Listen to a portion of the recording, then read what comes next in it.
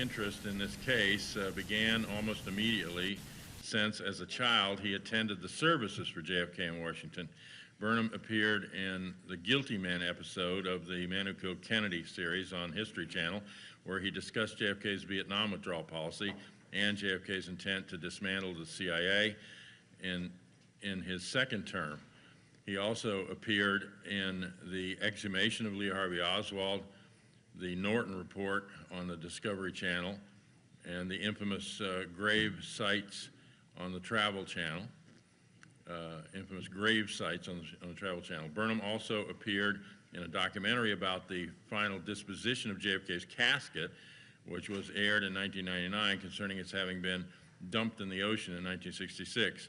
Burnham is also a founding member of the JFK Research Assassination Forum, and Burnham was the first guest on Leno Sanik's Black Op Radio, and has been also a guest on many radio stations, including KFI Radio in Los Angeles and Radio Liberty, among others, to discuss the JFK case. Greg Burnham.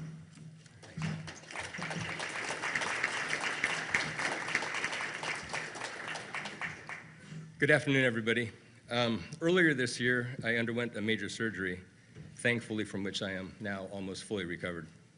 But last year, when John Judge and I first discussed my coming here to Dallas to speak about the 50th anniversary, I didn't yet know that I was going to have surgery to begin with, and I didn't realize how long it would take to recover. It's been a long haul. And it was only a few months ago that I knew that I'd be able physically to be capable of presenting more of my work. So thanks, John, for having me, and thanks, everybody, for attending. Originally, I was only going to give a long overdue presentation regarding the sabotaged Bay of Pigs invasion. Did I just say sabotaged? I sure did, and that wasn't a mistake. But on second thought, rather than offer up my analysis of an unsuccessful Cuba coup d'etat as though it had occurred in a vacuum, I instead decided to discuss a topic that would incorporate the Bay of Pigs in a manner more suited to the momentous occasion of the 50th anniversary of a successful American coup d'etat.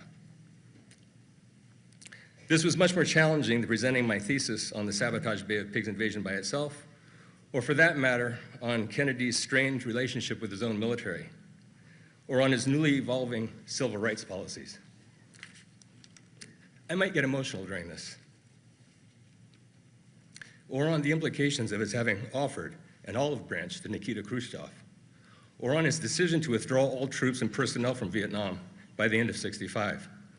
Each of these topics by themselves is worthy of more attention, but just not right now.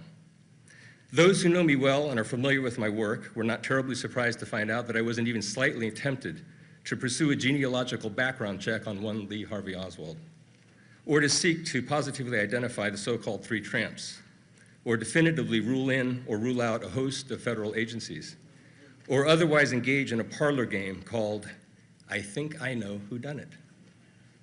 But less offensive than that last pursuit, but equally inadequate to this occasion, was the suggestion that I share new evidence of ongoing campaigns to obstruct justice that are still being carried out, both by agencies of the government and by prominent members of the media, some of whom claim to be earnest researchers.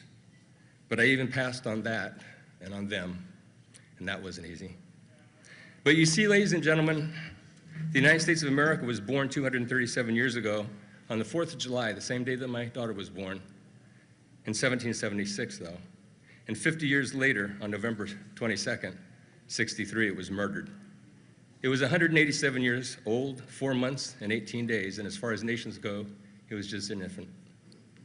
In his speech to the United Auto Workers of May 8th, 1962, John F. Kennedy quoted former President Harry Truman when he said, "There are 14 or 15 million Americans who have the resources to have representatives in Washington to protect their interests, and that the interests of the great mass of the other people, the 150 or 160 million, is the responsibility of the President of the United States, and I propose to fulfill it." In the post-World War II America of 1963, the viability of the executive branch of the United States government could have been appropriately defined by how well the above responsibility was met by the President. In order to fulfill his sworn oath to protect, preserve, and defend the Constitution, the President would necessarily take on the responsibility to safeguard the interests delineated in that portion of the Constitution most closely associated with personal freedom, the Bill of Rights.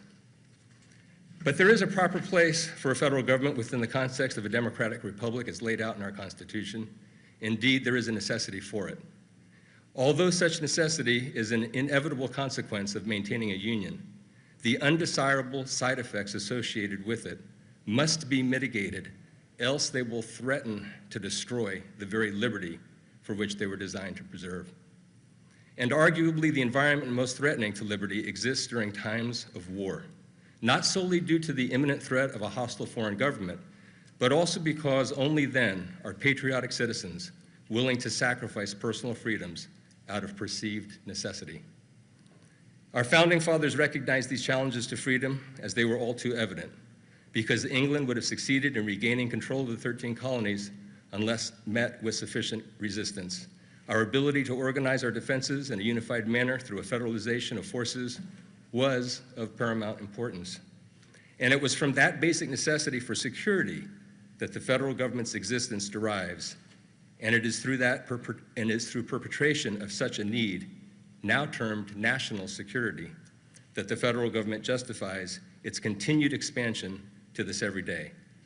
And by logical extension, the prospect of a sustained peace threatened to challenge that expansion in 1963, much as it does today.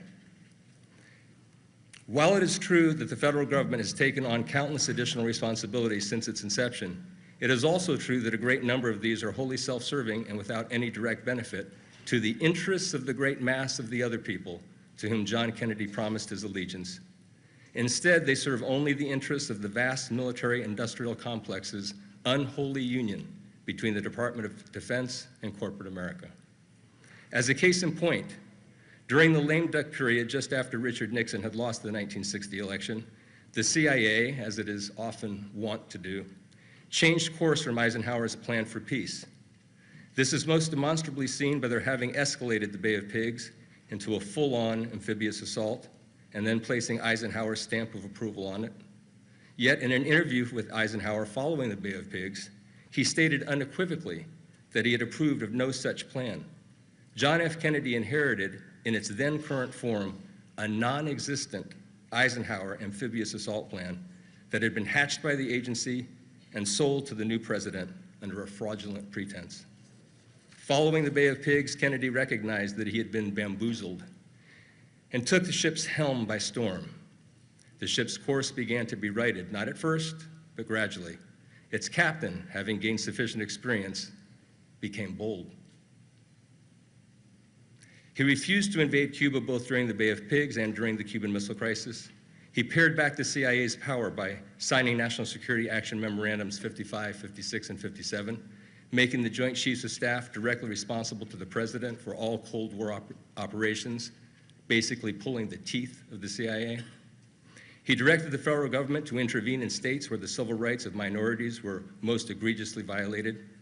He signed Executive Order 11110, extricating the United States from the death grip of debt imposed by the Federal Reserve, thus allowing money to be printed directly by the Treasury Department, interest-free. He took a giant leap toward peace during a speech at the American University, where for the first time, Americans were challenged not to view the Soviets as a threat, but rather to see the Russians as a people, and vice versa.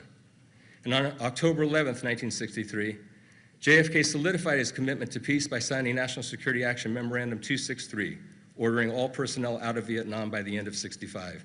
And finally, his determination to explore pursuits of mutual benefit with the Soviet Union, beneficial both to the United States and the Soviet Union, is displayed in National Security Action Memorandum 271 of November 12, in which JFK instructs NASA to cooperate with the Soviet Union in outer space matters and joint lunar landing projects. And 10 days later, the enemies of peace acted against him, and the winds of war prevailed.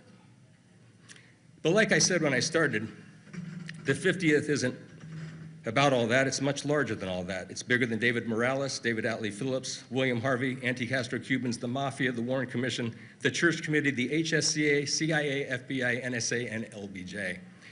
It's bigger than questions surrounding the accuracy of the Mannlicher Carcano rifle, the marksmanship of the suspect, the exact number of shots fired, the changed motorcade route, the magic bullet theory, or the politics of Dallas Mayor Earl Cabell, whose brother General Charles Cabell was fired from the CIA by Kennedy following the Bay of Pigs.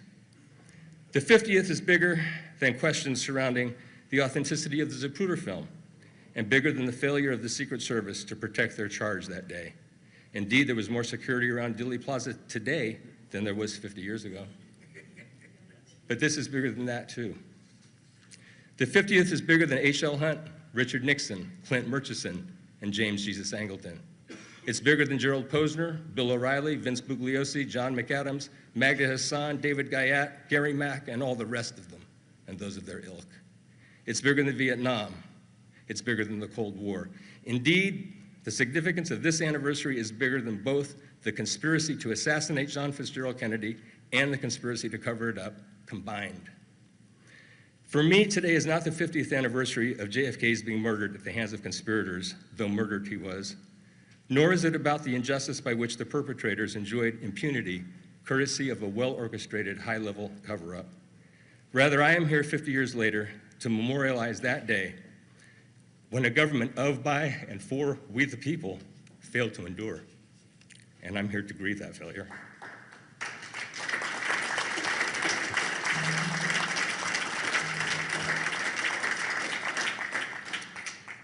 The success of a democratic republic such as ours depends on the Founding Fathers' concept of three distinct and separate, fully functional branches of government. When one of those branches is rendered impotent, relegated to a position of inferiority, or as in this case, effectively disemboweled, then the system upon which such a republic was anchored will drift aimlessly, directed by the tides and the wind, until someone or something retakes the helm. But since 1963, the helm has been left unclaimed by whoever has occupied the Oval Office. And under the circumstances, you can hardly blame them. But all too often, in the absence of such leadership, the something that has ended up taking over has been war and the war machine. I cannot speak for all researchers, only for myself, and perhaps for some of us who recall John F. Kennedy's words that cold winter day in January of 1961, instructing us to ask ourselves, what can we do for our country? Some of us believe the answer is demonstrated by our commitment to hold government accountable to we the people, as our Constitution informs us is not only our right, but also is our duty. But we are challenged to find a way by which to accomplish it, one that is historically significant, personally meaningful to each of us, responsive to the needs of our fellow citizens, worth passing on to our children and future generations, all the while preventing the positive elements of government, of which many still remain, from perishing. Thomas Paine said, "An army of principles can penetrate where an army of soldiers cannot." What must be accomplished need not be done at the expense of irresponsibility, resulting in riots, lawlessness, or civil war. In short, I'm certainly not seeking revenge. I'm not even seeking justice anymore. There is a plaque at CIA headquarters in Langley, Virginia, that quotes the words of St. John, "You shall know the truth, and the truth shall set you free." What I seek is truth and the freedom that accompanies it. Absent the truth, freedom's only hope is through a revolution of mind. I want to move on to the Bay of Pigs now, but thank you for indulging me.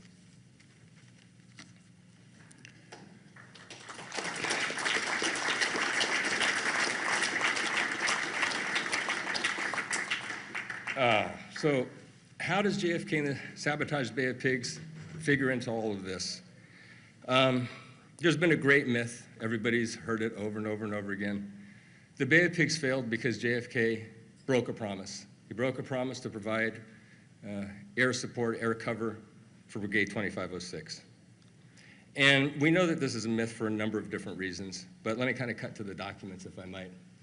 Did Kennedy promise direct U.S. military intervention if necessary in the form of jet air cover? And if so, did he actually break the promise? Next slide, please. First of all, we have to ask ourselves the question, did he have the authority to do such a thing? Could the president have ordered, while bound by the prohibitions of National Security Directive 5412/2, could he have ordered U.S. Navy jets to provide air cover, particularly from the USS Essex that was standing by? The answer is unequivocally no, for a number of reasons. One reason is it just was not the right thing to do, right? But the second reason is this was a CIA covert operation. So by definition, you don't involve military. You maintain plausible deniability. But who hatched the idea? Was this a Kennedy idea? We all know that it wasn't. It started in the Eisenhower years. And during the lame duck period, what happened? It got escalated very, very quickly. But if we read from the record, thanks, Randy. If we read from the record, from its inception, the plan had been developed under the ground rule that it must retain a covert character, okay? At the end it says, the ground rule meant, among other things, that no U.S. military forces or individuals could take part in combat operations. So that's pretty clear right there. If you move on to the next document, we also know that 4 days before the invasion, the project chief, J.C. King, sent an emergency cable to Puerto Cabezas, Nicaragua, where the Brigade 2506 was going to be launching from. We had B-26 bombers, 16 of them down there, that were going to be flown by the pilots of the anti-Castro Cuban force. And the cable reads, please, and by the way, this was to Colonel Jack Hawkins. It says, please advise emergency precedents if your experience during the last few days have in any way changed your evaluation of the brigade. And B, for your information, the president has stated that under no conditions will U.S. intervene with any U.S. forces. This is 4 days before the invasion. Colonel Hawkins replies the same day in a cable, and I'll get to that portion of it, but let me start with this. He says, my observations the last few days have increased my confidence in the ability of this force to accomplish not only initial combat missions, but also the ultimate objective of Castro's overthrow. That's just about as positive as you can get. And he goes on in the next few paragraphs to delineate exactly why he is so confident that they will be able to do this. On the next page, he goes as far as to say the brigade is well organized and is more heavily armed and better equipped in some respects than U.S. infantry units. And in the next paragraph, he goes on to say, Lieutenant Colonel George Gaines, U.S. Air Force, informed me today that he considers the B-26 squadron equal to the best U.S. Air Force squadron. So this is not a bunch of ragtag people going to try to do a nighttime thing and not get caught. This is a pretty formidable group of people, according to Colonel Jack Hawkins. And then finally, F, it says, the brigade officers do not expect help from U.S. armed forces. So Kennedy has informed them that he's not going to do it, and Hawkins has gone back and said, and they know you're not going to offer any assistance. Okay? That's what a covert mission is. Next slide, please. Did the anti-Castro Cubans expect direct intervention by the armed forces, and do they harbor hatred towards JFK for not providing it? Interesting question, because it's twofold. The first one I think we've kind of eliminated. It looks very much like there never was a promise at all, officially, okay? And it was reported back that they didn't expect it. But could it be, I thought, was there a rhetoric? Maybe Kennedy in a news conference or something made statements that led them to believe this, so in the back of their heads, they always thought he'd come to the rescue. But next slide, you'll see that that's just not the case. 5 days before D-Day, at a press conference of April 12, President Kennedy was asked, and I quote, how far would the U.S. go to help an uprising against Castro? And Kennedy's answer is, first, I want to say that there will not be, under any conditions, an intervention in Cuba by the United States Armed Forces. So this isn't something they did that they got off the airwaves, okay? They got it from somewhere, though. I think somebody said the letters of some agency here earlier that might be somehow responsible for this impression. If you go to the next slide, folks, yes, Gary. Yeah, but that memorandum is to Maxwell Taylor from the Cuban Study Group, but it is referencing a cable that went out on April 13th. Okay? Everybody with me on that? I don't make those kind of mistakes, Gary. I'm not a doctor. No, I'm kidding. Thank you very much. No, the memorandum to the Cuban Study Group that went to Maxwell Taylor happened obviously after the invasion was over. So when Kennedy, which is I'm getting to right here, Kennedy appointed the Cuban Study Group, and everyone involved in it had to report to the Cuban Study Group. So one of the things that was reported was this cable was uncovered that was sent on the 13th of April before the invasion, but the date of the memorandum, like Harry pointed out, was the 26th. So the Cuban Study Group consisted of 4 people: General Maxwell Taylor, highly decorated, highly celebrated officer who had retired. Kennedy brought him out of retirement. He didn't have a dog in the fight, right? He wasn't even technically in the military at the time that this happened. He is very familiar with these types of operations, or at least operations. I don't think there was ever an operation quite like this one. Allen Dulles, DCI, had to be involved with this. The Chief of Naval Operations, Arleigh Burke, was in support, far off the coast of Cuba, not that far off, but there for support purposes. And of course, the president's brother, Robert Kennedy. The document that you're looking at there, at the top of it, it says the immediate cause of failure of Operation Zapata. And it goes through a list of various things that contributed heavily to the failure, ultimate failure of the operation. But of all of them, listed in item number 8, when we get there, it says the effectiveness of the Castro Air Force over the beach resulted from a failure to destroy the airplanes on the ground before or concurrently with the landing. And further down in number 8, it says, the cancellation of the airstrikes planned at dawn on D-Day, the last mentioned was probably the most serious, as it eliminated the last favorable opportunity to destroy the Castro Air Force on the ground. And it goes on to say at the bottom, finally, there was the failure to convey the issue to the president when the opportunity was presented and explained to him with proper force the probable, excuse me, my eyesight is going, military consequences of a last-minute cancellation. Next slide, please. So what happened was, initially what the plan was, the State Department was afraid of having airstrikes into Cuba because they want the United States to always look innocent and everything. And the military said if we don't control the air and Castro gets his planes off the ground, they'll be sitting ducks. So the CIA came up with a plan to accommodate both sides. If we're going to get control of the air, we need to eliminate everything on the ground, so we'll fake it. We'll have some of the B-26s from Puerto Cabezas hit as many planes on the ground as they can 2 days prior to D-Day, hopefully get them all. They probably won't, but hopefully get as many as they can. Then fly out of there, land over Miami, have one of them hop out of the plane. It'll look like it's a Castro Air Force plane. He'll claim he's defecting from Castro and that he blew up as much stuff as he could on his way out. Sounded like a good CIA plan. So they knocked out a whole bunch of stuff, right? There was 10 T-33s, maybe 11. They knocked 7 of those out. There were 3 or 4 remaining. A couple of Sea Furies they knocked out. A couple of those were left. I think they knocked out a Lodestar as well. A couple of B-26s, right?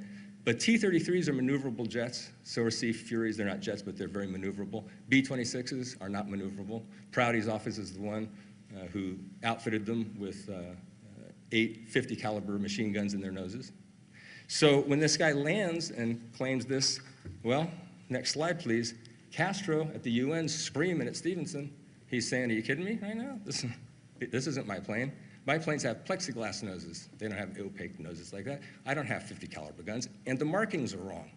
So Stevenson's not even been read in on the mission. He doesn't even know what's going on, so he denies it vehemently. Turns out, when he's faced with the evidence, that he was wrong. So he either looks incompetent, not trusted by the administration because he's not in the loop, or he's just lying. Any way you cut it, he doesn't look good. So he gets upset, to say the least. He gets on the phone with his boss, Rusk, and over the next 24 hours, he prevails on Rusk to order the cancellation of the D-Day strikes that were supposed to take out the remainder of Castro's Air Force while they were on the ground. That was always a part of this, okay? So Rusk goes for it. He calls George McBundy. George McBundy, McGeorge Bundy, I say it wrong sometimes. My friend Phil Dragoo says McBoy George Bundy. But so Bundy calls Cabell on the phone and tells him to cancel the strikes. Cabell, are you kidding me? This is essential. Bundy says, Cabell, if you want to take it up with somebody, you have to take it up with Rusk. Cabell calls Rusk, if you go to the next slide, please. Now, when the Cuban Study Group met, as we were talking before, everybody submitted memoranda of what went wrong, what happened, and then they also got grilled by the 4 people on the committee, okay? So very interesting that Cabell called Bissell and said, hey, let's go over to Rusk's. He calls Rusk up on the phone, says, can I go to the office? So they all meet at the office, right? And Cabell and Bissell, in their own words, and they both signed off on this, say the following. Next slide, please. So I'm going to ask a question first, and then I'm going to answer it with their answers, and they were no Kennedy lovers. Did the president cancel the D-Day airstrikes? The answer is no. At about 9:30 p.m. on 16 April, Mr. McGeorge Bundy, special assistant to the president, telephoned General Cabell of the CIA to inform him that dawn airstrikes the following morning should not be launched until they could be conducted from a strip within the beachhead, et cetera. Okay? Next slide. The original one, I'm not positive. Well, I think it originated in Nicaragua, but then it landed in Florida. That's my understanding. Thank you. Okay? So, but the most important part of it is that it landed in Florida.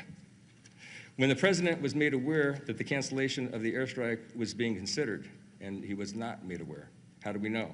Again, this is from their own words. It's also in the Foreign Relations of the United States, but in their own document, Cabell and Bissell say this. The Secretary of State indicated subsequently that Cabell and Bissell's presentation led him to feel that while the airstrikes were indeed important, that they were not vital.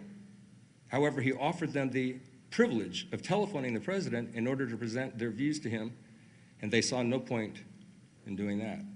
So Kennedy was left out of the loop. So next slide, we've got Bissell and Cabell, and we've got Rusk. And between the three of them, for all I know, they sat around and played poker that night, drank some martinis, had some cigars, and said, gee, do you think that he'll cave tomorrow morning when he sees those guys dying on the beach? Think maybe we can get him to break NSC 5412? He's a young president. He's only been in there for a few months. Just want to comment real quick. Another example, you know, the thing that really bothers me is this information is available. Anybody who wants it, you can find it. You can figure it out for yourself. You don't have to take my word for it.